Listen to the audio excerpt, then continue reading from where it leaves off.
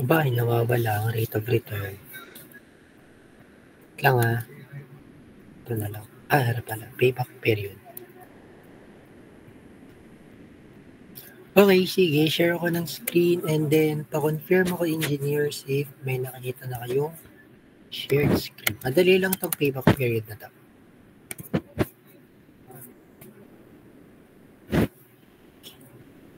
Sige, Gabe. Okay na? May shared screen na. Madam, may tanong ako, madam.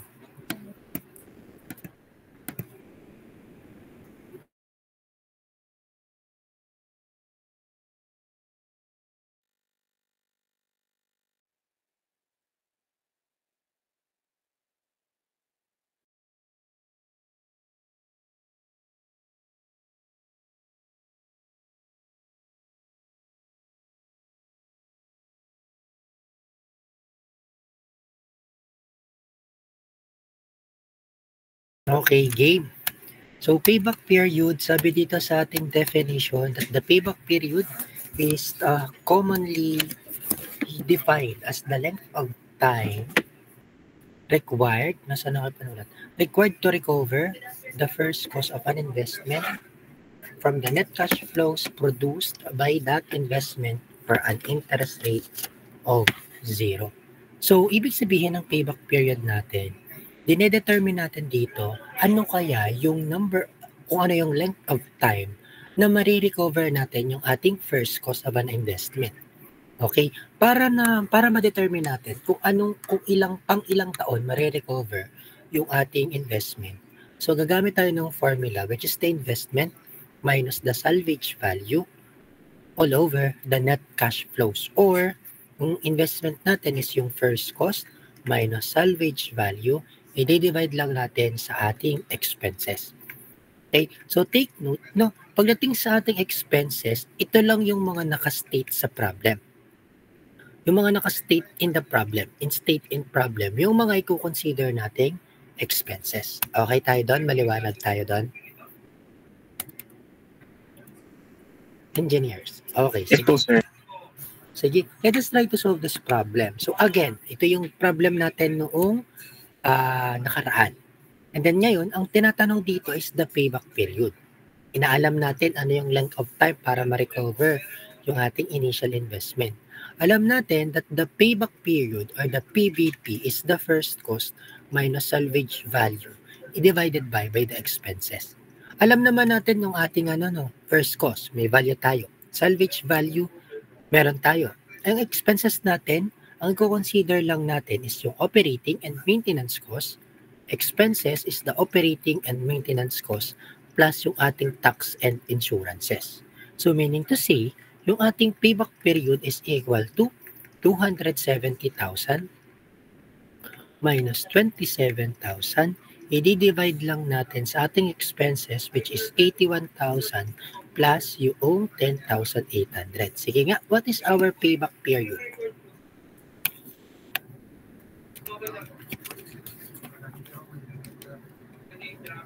Three years po. 2.647058824 years. Ito is na in terms of years ha. Take note, tatandaan to. Take note, pag compute yung payback periods, hindi agad tayo basta magra-round up. Ito only applicable lang ito sa payback period. So, kailangan itong payback period, hindi agad tayo magra-round up ha. Ito, kailangan muna natin itong i-convert into into months. No? So, again wag muna tayo magra-round up. So, paano ba natin ito mako-convert into months?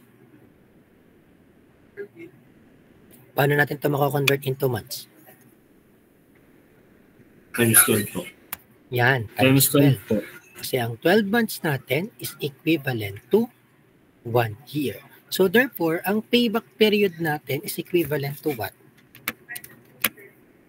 Diba siya ay 31.764 70588 months na to. Ngayon, pagdating sa payback period, saka pa lang tayo round up. So meaning to say, payback period is approximately equal to months and then saka natin ibabalik sa number of years. So 32 months is equivalent to or approximately equal to 2 years and 8 months. So saka pa lang natin ibabalik. Maliwanag po in terms of the payback period. Yes po, sir. Yes po, sir. Okay, goods. So pag ang tinatanong is payback period in terms of month, 32 months yung ating ibabox. So pag tinanong sa problem kung anong months, kung months ba or years, so syempre, naka-number of years tayo. Considering yung months ba, 2 years and 8 months. Okay, goods. Naiintindihan yung ating payback period. Naiintindihan po, goods na? Yes po, sir. Sige, proceed tayo with our next topic. Wait lang ha. Which is, wait.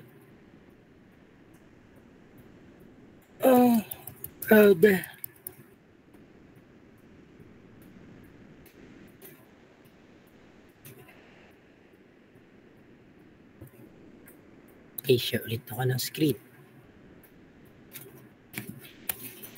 O ngayon, next topic natin, proceed tayo with our chapter 6. So sa ating chapter 6 is all about comparing alternatives. Kung sa ating chapter 5, pinag-usapan natin yung single condition, dito sa chapter 6 is comparing alternatives. So ngayon dito meron tayong mga option A, option B, option C, and napakadami. No, depende sa magiging conditions. So ano ba yung wag na natin basahin yun. So dito we have to consider different methods on alternative comparison. So this method includes present worth, future worth, annual worth, and rate of return. Sa single condition natin, isa lang yung condition. Ngayon, dito sa alternative comparison is, for example, meron tayong option A, may option B, and option C. Ngayon, i-determine natin, based dito sa mga comparison na to, kung ano yung best option. Example, meron tayong inflow, meron tayong outflow. Ano? And then consider natin yung present worth method, future worth method, and annual worth method. So ito muna yung consider nating tatlo. Mamaya yung rate of return. Itong tatlong ito magkakatulad lang ng kanyang principle. Sabihin natin, na-compute natin yung kanyang mga inflow. 6K, 7K. Halimbawa lang to ha, 5K, 6K, 7K, 5K, 6K, 7K. Logically speaking, sa tatlong option, A, B, and C, in considering inflow, kung present worth man yan, future worth man yan, annual worth man yan, ano sa tingin nyo yung pipiliin nating best option here? Based dito sa mga nakalagay na data or value. What do you think? Okay, sa yung business owner, anong option yung pipiliin nyo? 7K. 7K. Bakit? Di ba ang inflow natin is yung pera na na-acquire ng isang business. So, syempre, kapag nakaka-acquire tayo ng money, i-consider natin yung may pinakamalaki. Pag sa outflow, yung ating mga expenses, ano yung i-consider nating best option here? 5K. 5K po. 5K. Siyempre, ang pipiliin naman natin yung may pinakamababang value. Kasi expenses to eh. Mag-choose tayo ng best option na may pinakamababa na sa tingin natin, yun yung pinakamababang magagastos. For the present worth, future worth, and annual worth din, dito, method. Ano yung consider natin ditong best option?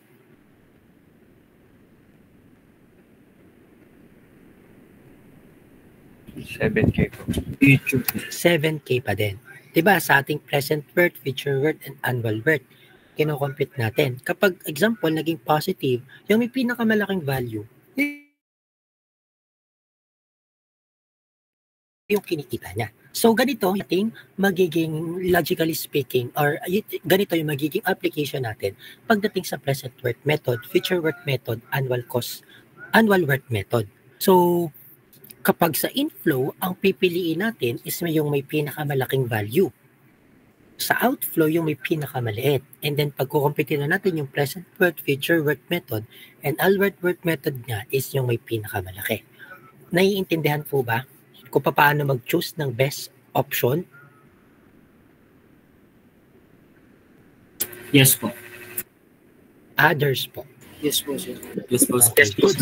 Paano naman sa rate of return? Punta tayo sa rate of return. Sa rate of return, again, kung mapapansin nyo before, meron tayong tinatawag na computed rate of return, and then meron tayong tinatawag na minimum rate of return.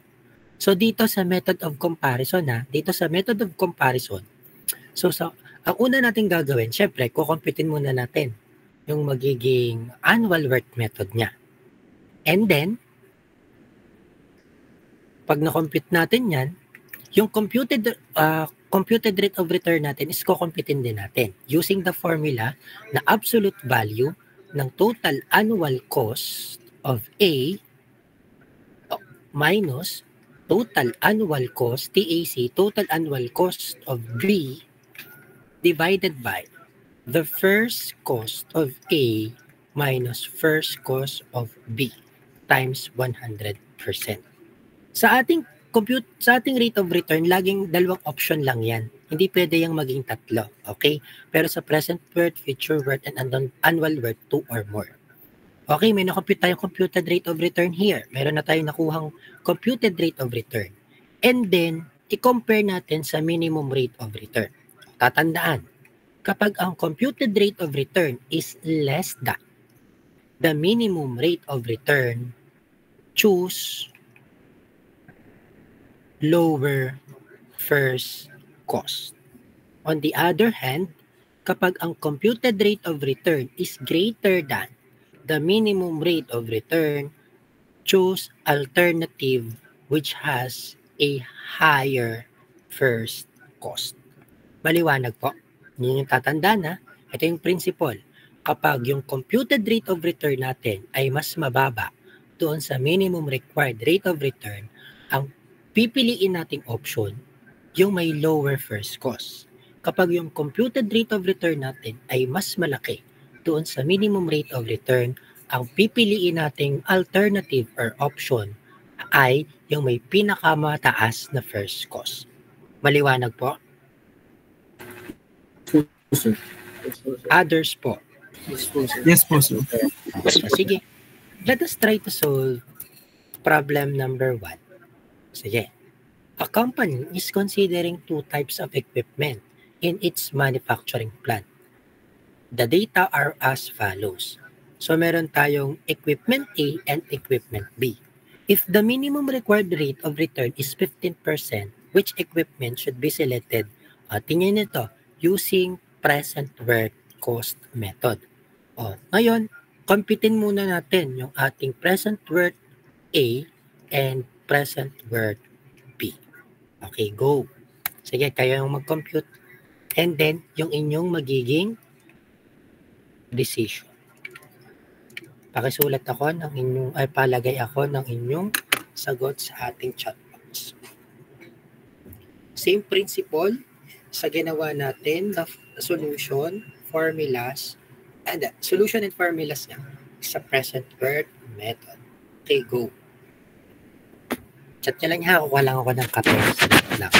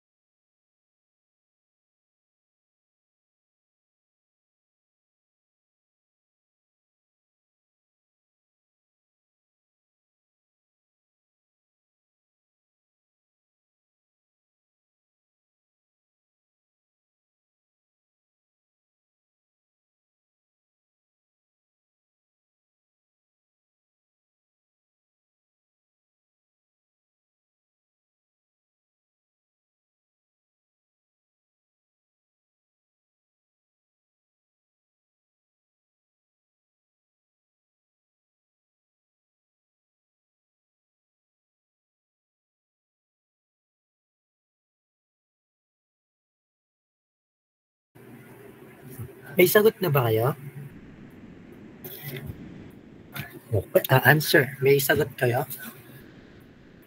Sa A pa lang po, sir. Mhm. Ganito, sabay-sabay na lang tayo mag-compute. No? Kasi, basta. Okay, wait lang.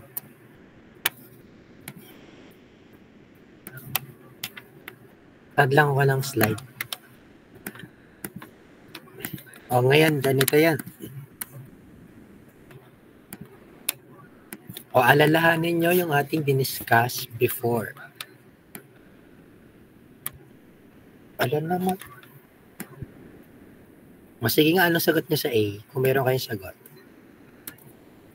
Negative 651,801.7881 pesos po. Okay, tama naman. Sige, sabay-sabay tayong mag-compute on how to determine yung ating present worth A, present worth B. Bakit present worth outflow? Di ba kung mapapansin nyo dito sa table natin, puro mga expenses to. Tama, di ba? May nakita ba kayo dito inflow?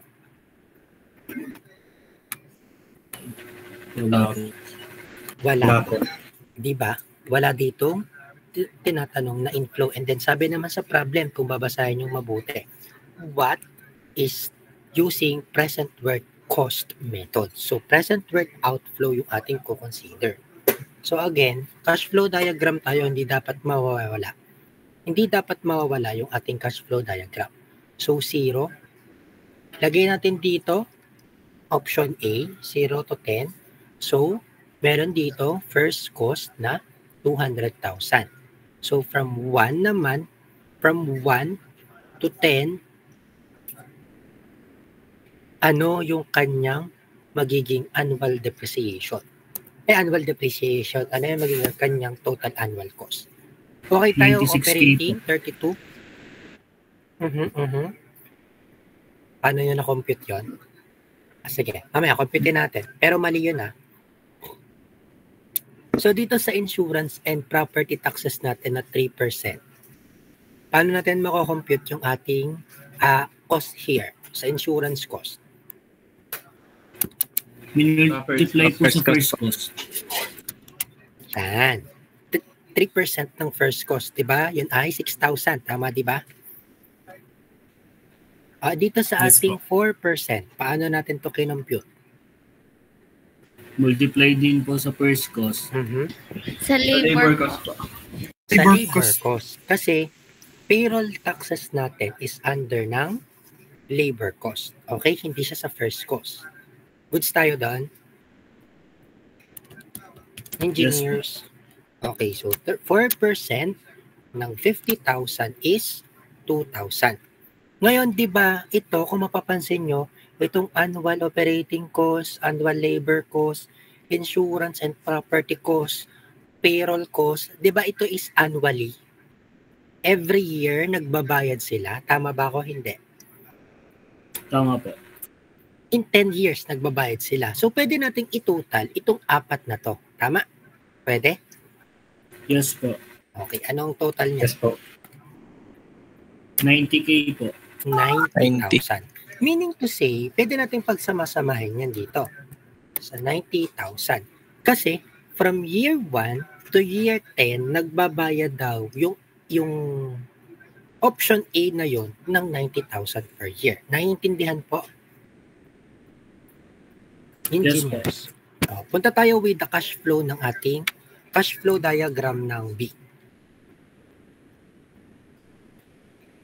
Lagay ko lang dito, 0. This one is 10. Ngayon dito, merong first cost na 300,000. So, 300K. So, from year 1 to year 10, computin din natin. So, 24,000, 32,000, and then, paano kaya natin mako-compute yung 3%? 3% ng 300,000 is what? 9,000. Tama ba? Yes. And then, yung 4% natin is, anong sagot dito? 1,280. Ano yung ating total annual cost here?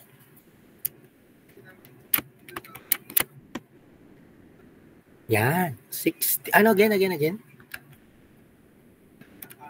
66,280 Yan. po. 66,280. Meaning to say, from year 1 to year 10, nagbabayad naman si option B ng 66,280. Okay na tayo with the cash flow. So, di ba ito is present worth method? Since lahat ito is under ng expenses, wala tayong inflow. Tama ba? So, ang i-consider lang natin is yung ating present worth outflow ng A. So, main goal natin is dalhin lahat into the present condition, which is 200,000 plus 90,000 times the quantity of 1 minus 1 plus 0. Anong ating rate of return? 15 raised to negative 10 all over 0.50. Sige nga, what is our present worth in A?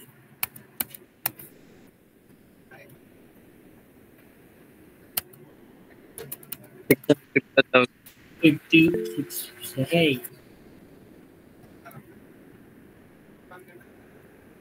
Ayan. So, ang ating sagot dyan is 651,689.1763 ba? Yes po. Okay. Goods Yes. tayo. Present worth at B naman. Present worth of B. Present worth of B is equal to 300,000 plus 66,280 times the quantity of 1 minus 1 plus 0.15 raised to negative 10 all over 0.15. Ang present worth outflow ng B is equivalent to 632. 640. Yan, 643.9845. Tama ba ang ating present worth of outflow ng A and B? Yes po, sir. Okay. Kung mapapansin The same. mo, yan. So, since the present worth outflow of B is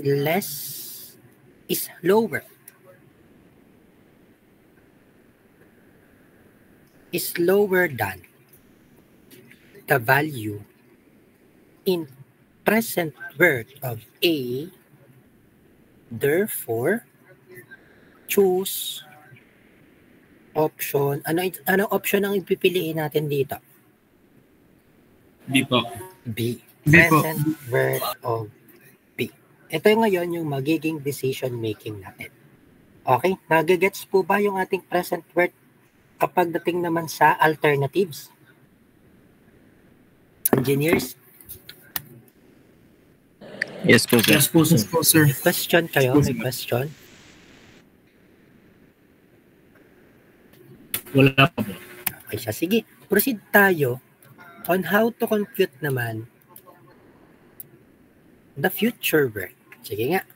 Using the future worth cost method, let us try to solve.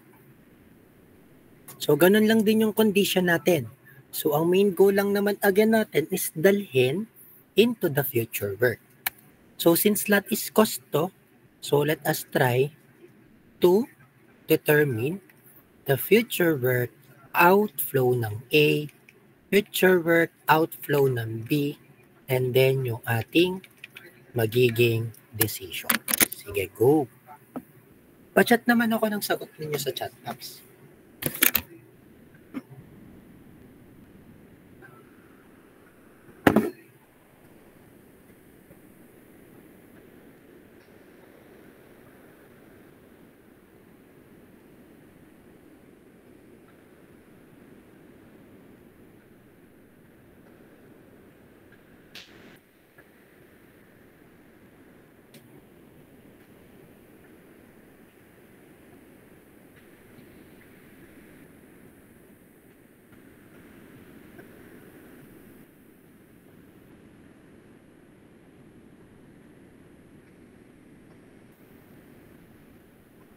If may mga sagot na kayo, pa-chat ako sa chat box. Thank you.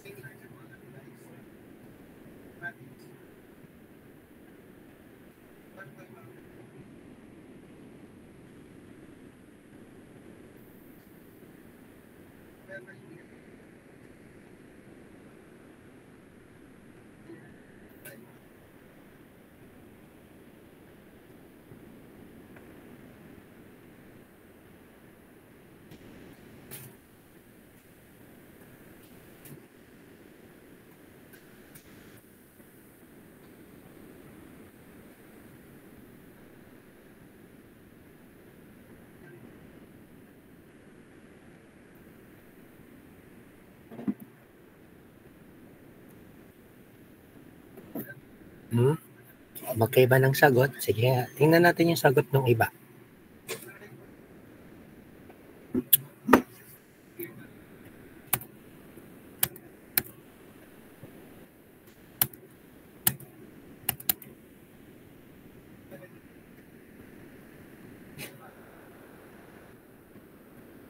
Parang walang tumama. Wait lang.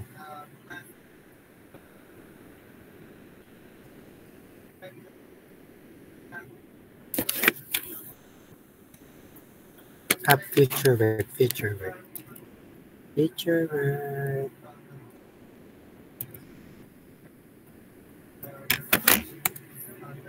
Okay, yan. So, sige.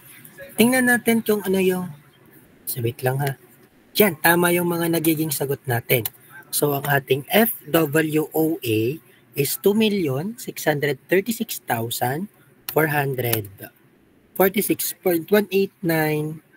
And then B is 2,599,397.766. Okay lang ba? Hindi na natin i-resolve here.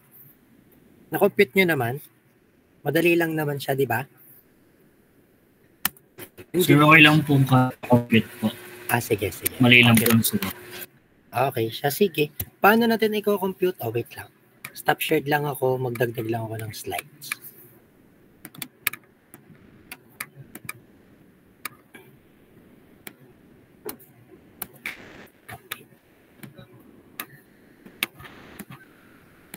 Okay, yan.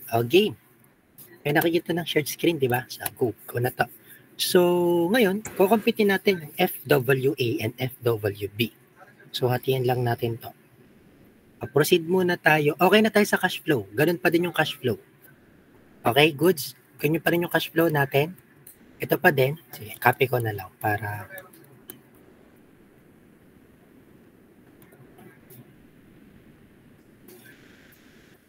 Ito ay A, sa kabila is B. 100K, 0, 1, to 10. This one is 90K. For B, 300K, 0, 1, to 10. And then dito, meron tayong 66,280. Tama na, 66,280. Tama, 66,000. Okay na tayo. Computein natin yung future work at A. So, paano natin mako-compute? So, itong 90,000, dadalhin natin at year 10. Itong 200,000, dadalhin natin at year 10. So, gagamit tayo ng formula for 200 na P times the quantity of 1 plus I raised to N.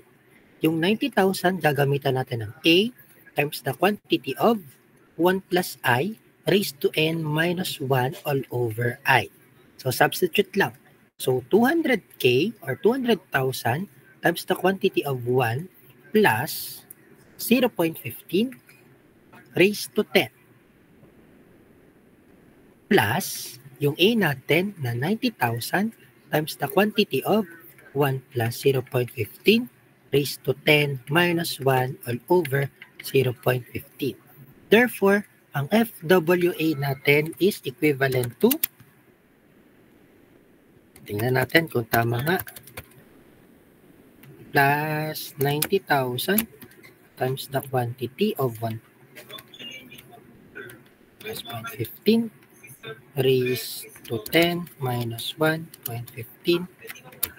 Na-compute ba itong 2,600,300 2,636,446.189. Okay na, na-compute? Na-compute ba to?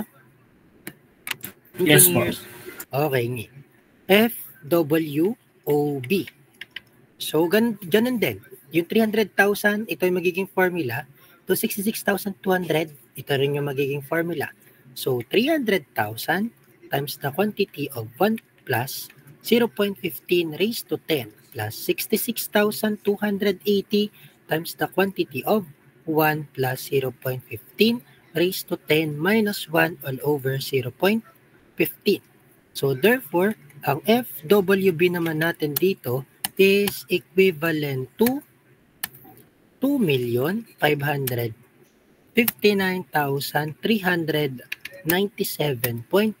2,559,397.776. Na-compute po ba itong FWOB? Goods na? Yes po. Or the- Others po. Yan. So, meaning to Yes say, po. if WOB, since WOB is less than in value of FWA. Therefore, use FWOB which has a lower cost. Okay? Goods tayo? Na-compute na? Okay. Proceed naman tayo with the annual work. Ngayon, iba na ngayon yung magiging problem natin for the annual work. Using this problem, kindly solve the annual work naman. Annual work method tayo ha, annual work method.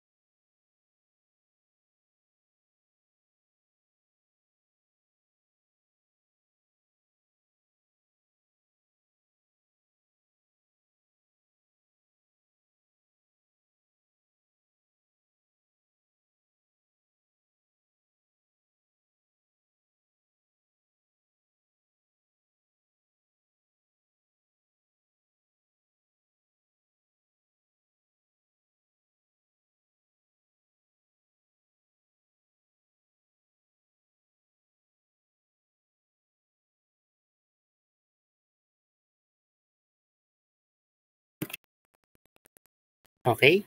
May sagot na ba tayo? O, ganito. Diba? Ang ating topic is all about annual work method.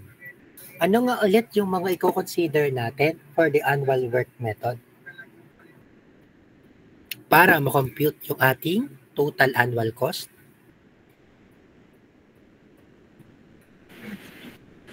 Again. Ano-ano ulit? Ulitin ko yung tanong ko ha. Ano-ano ulit yung mga i-consider natin para ma-compute yung ating total annual cost under the annual work method? Depreciation po at yung IOI. Depreciation po tsaka yung IOI.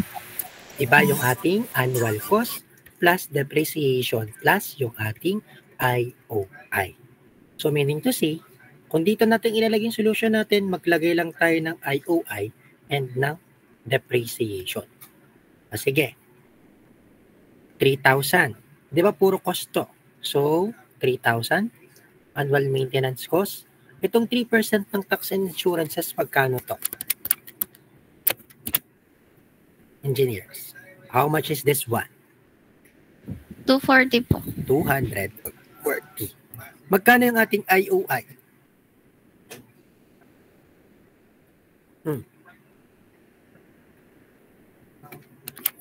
Engineers. How much is our? 180 po. Yan. 1 to 80. Saan ang galing yung 1 to 80 nga ulit? Nakalimutan ko lang. FC times I po. Yan. FC times I. Yung depreciation natin is paano natin mako-compute to? Diba? Using sinking fund, which is first cost minus salvage value.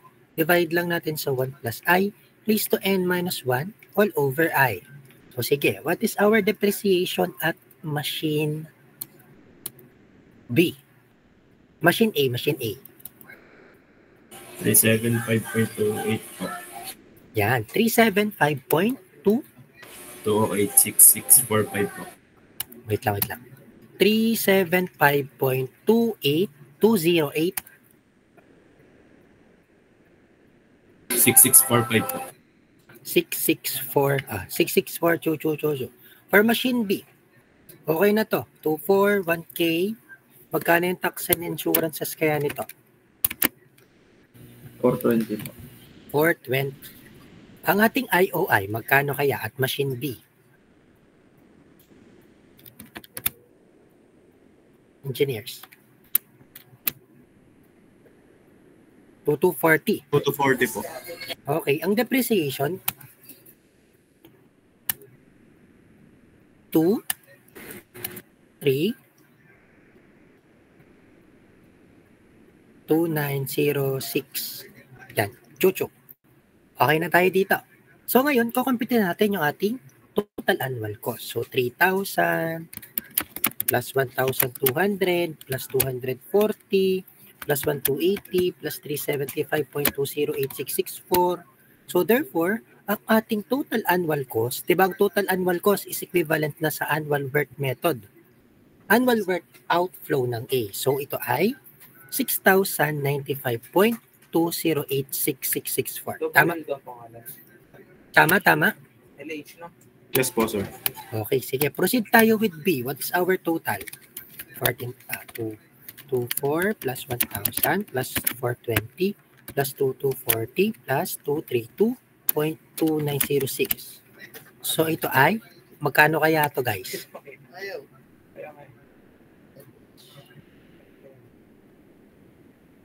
Ayan na. Cut mo ko para ng pinto. 6,620 po. 2,000? 6,000? 600 po dito po. Wait lang. Wala nga kayo. Anong nakikita nyo yung okay. 6,292.2906, diba? O so ngayon, ano yung pipiliin nating alternative dito? Choose option or machine A. So choose machine A since it has a lower cost compared. Lagyan natin compared to machine.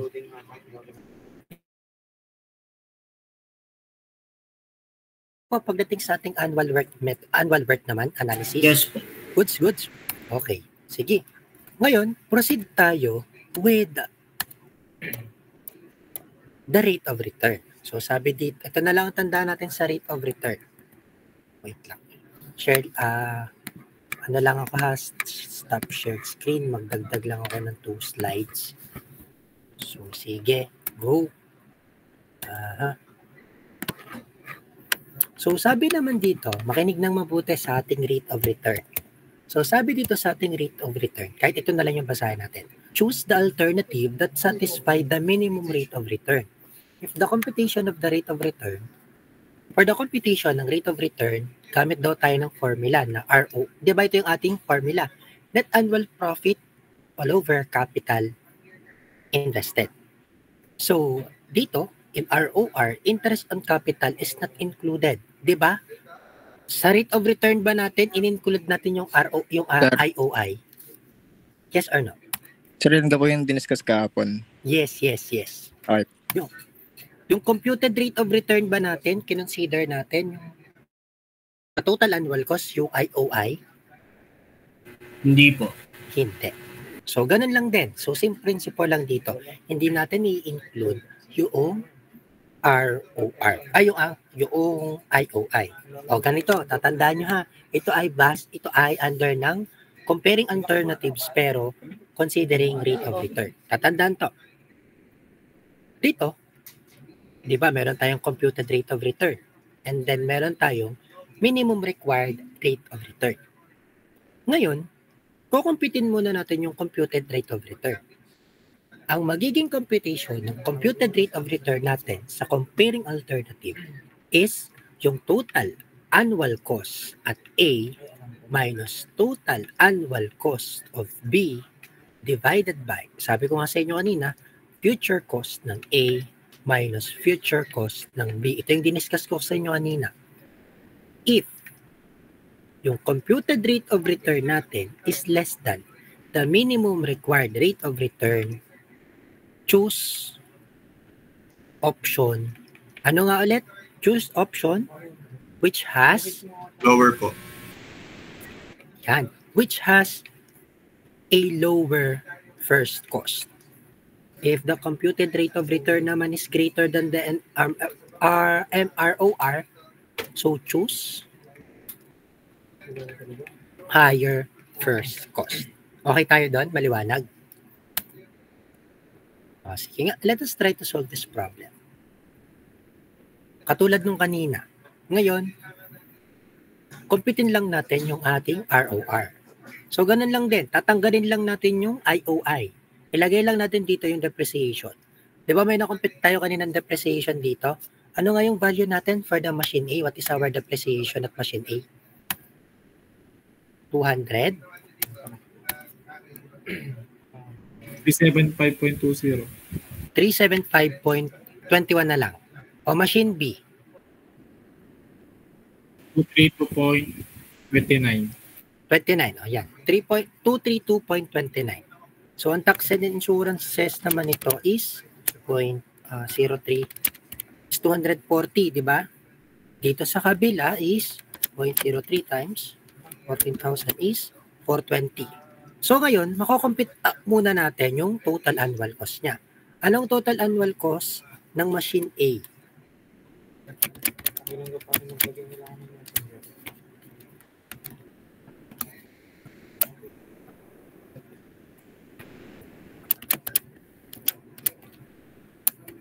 $375.21. Bakit mali ang sagot? 4,000? Wait lang. Ano sagot niyo? 4,000? Yan. Di ba yun yung tamang sagot natin? O, dun sa kabila.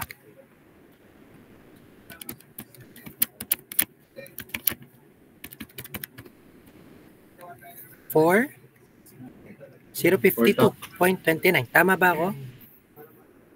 Yes So po, sir. ngayon, di ba sabi natin, computein muna daw natin yung computed rate of return using the absolute of TAC ng A minus TAC ng B all over first cost ng A minus first cost ng B times 100%. So, ilagay lang natin dito. So, 4815.21 minus 4052.29 divided by 8,000. Tama ba? 8,000 ang ilalagay natin sa denominator? Minus 14,000 times 100%. Oh, so, what is our computed rate of return? 0.7. Oh, so, approximately equal to 12.72. Tama ba? Yes po. Yes po, sir. Compute ba ng lahat? Engineers, nakakasabay pa? Yes po, sir. Yes po. Okay. Sige, ilagay natin ngayon yung minimum rate of return which is 16%. O, i-compare natin. Since the computed rate of return is less than the minimum rate of return, choose machine. Ano kaya ang choose natin? Machine ano kaya? A po. Machine A. Choose machine A. Okay? Because it has a lower first cost. Okay tayo doon? Goods, naiintindihan? Engineers. Yes po, sir. Okay, we have questions with regards sa rate of return, present, future, and annual growth. May question ba kayo? Yes, Kay. Sir, yung depreciation po, doon lang po siya kino-consider sa annual work method and rate of return po. Yes po. Thank you po. Other questions po? Huwag niyong kakalimutan yun na ang depreciation is applicable for ROR and ano kaya isa? Annual work. Pero kapag sa problem may sinabing depreciation sa present work and future work, i-consider din natin. Okay? Pero as long as walang sinasabi sa problem, so hindi natin i-consider for the present work and future work. Pero matik, pag annual and ROR, considered siya. Okay na, Kay? Yes po, sir. Thank you po. Other questions, clarifications, or concerns? Sir, hindi ko po ang B po is 4382.81227 po.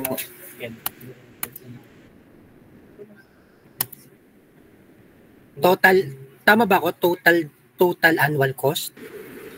Opo, nung B. Computin natin, computin natin na 224 plus 1,000 plus 420 plus 232.29. Pa-compute niyo ako, guys. Anong nakukuha niyo sagot? 4,052. Tama yung atin? Tama? Tama po, sir. O, recompute ka, Almac. Baka po na Sige isama po. na alpak yung IOI. Hindi kasama ang IOI kasi 'di ba rate of return tayo. 'Di ba sa rate of return natin hindi included ang IOI? Tama ba ako? Yes po, sir. Huwag malilito ha. Almac, okay na? Opo, sir. Thank you po. Okay, good. O, may other concerns pa kayo?